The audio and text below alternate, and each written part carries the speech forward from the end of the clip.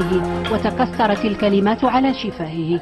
الحاج محمد طوى من عمره 114 سنة، ما زال يتذكر استعمار فرنسا للجزائر، إذ بنى اقتسم مع المجاهدين بيته وزاده.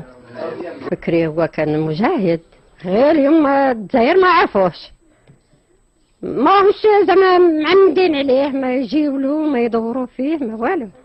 يطلقون عليه قبيلي. سنة 1941 هاجرت عائلته المسيردة الجزائرية إلى وجدة.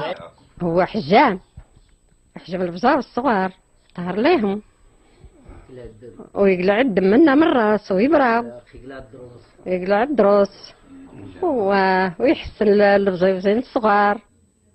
البيت الكبير يحضن الأب المعمر والبعض من أبنائه وأحفاده. محمد لا يطيق الوحدة. ومن بعض المرات يتلف بناته ويتلفهم، وبناته تكون قاعدة معاه ويتلفها. شي مرات يقول لها واش راكي ديري هنا فيوك جيتي، وما يبغيش يبقى قاعد بوحده، خصو ديما واحد قاعد معاه هنا.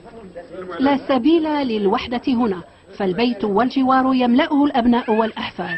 في الجزائر عنده عاوتاني ولاد وعاوتاني مزوجين تاني مخليين، ولاد تاهما تاني مزوجين عم مخليين عاوتاني. إذا جينا كاع نحسبوهم تفوت 100. أحب الأوقات إلى قلبه الصباح حين تغازله أشعة الشمس ويحتسي كأس حليبه المعتاد. لن نعرف سر عمره المديد، لكن يبدو أن الأمر وراثيا، فأمه توفيت عن سن 130 سنة. مزيدا من طول العمر.